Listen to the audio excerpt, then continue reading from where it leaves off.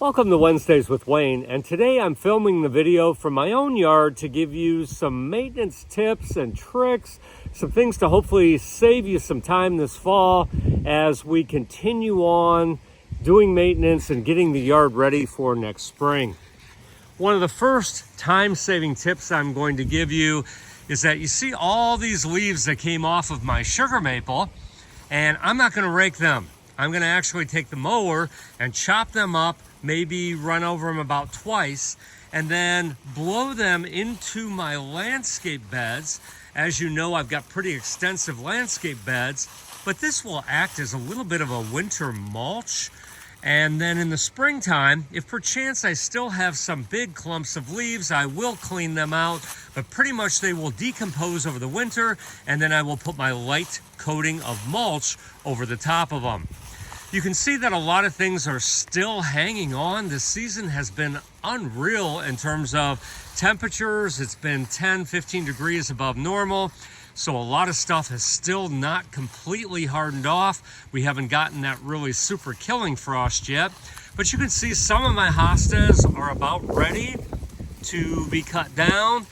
And those could certainly be cut down. But again, as a time-saving effort, I'm going to give this bed another 2 weeks for the rest of the carbohydrates to go back down into the roots of the hostas.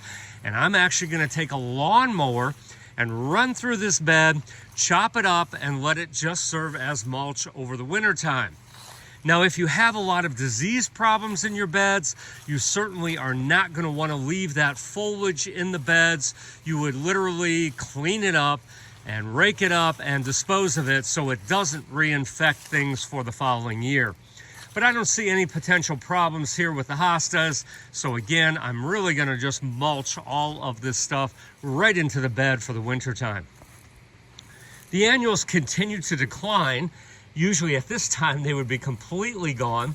So I will continue to pull these out over the next week or two. They really aren't growing very well now because the nights are so cool. And as we know, annuals really like warm nights and warm days.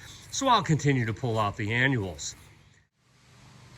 If you have tender tropicals such as a canna and would like to overwinter them, you have a couple choices here.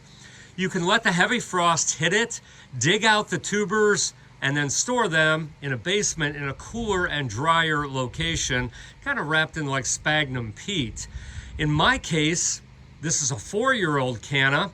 I simply let the hard frost hit it, cut it back, and then put it in my minimum heat garage at about 40 degrees. And they will overwinter that way. I'll bring them out in the springtime. If you've got some leftover mums that you set out for fall displays, my suggestion is probably just compost them. You can try to put them in the ground and overwinter them for next year, but in many cases, the freeze and thaw cycle will just heave them and they will die over the winter time. And don't forget to keep watering all of your newly planted perennials, shrubs, and trees. I'll do this through Thanksgiving time so that they get well rooted and established to help with winter hardiness, and the survivability should be much greater. Being that we're still in somewhat of a drought period, you want to keep this up, as I said, through Thanksgiving. It seems really crazy, but the annual containers are looking really amazing yet. I've never seen them go as late as this without a heavy frost. So in about another week or two, we're going to remove everything from those containers and then get them ready to put in the evergreens for my winter containers. As far as a lot of the hydrangeas and so forth, again, I've talked to you many times about them, but those we're going to leave up for winter interest and do that pruning probably in February. When it comes to the lawn, another tip would be in November to put a heavier, slow-release nitrogen on the lawn that will be absorbed through the roots and green that lawn up early in the spring. But right now, I just had aeration done to the lawn, continue mowing it at probably the 3.5 inches, and get it ready for the winter rest.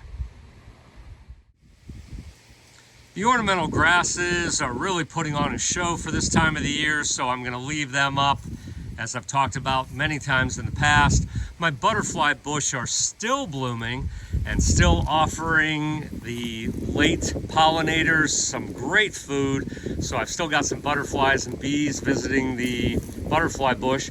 Eventually, I will cut them back by about halfway, but that's going to be easily a month from now. As I go through the rest of the garden, again, cleanup is going to occur over the next few weeks. It just kind of depends. Again, as things start to decline, as I have time, I'll start to cut back certain perennials that don't have any winter interest. Annuals will continue to be pulled as they die out. And as the season progresses, we just continue little by little with that fall maintenance. And that way it doesn't become an overwhelming task all at once. As kind of an emergency as the winter comes upon us. So I want to thank you for joining Wednesdays with Wayne, sponsored by Niemeyer's Landscape Supply. And remember, beautiful landscapes start here.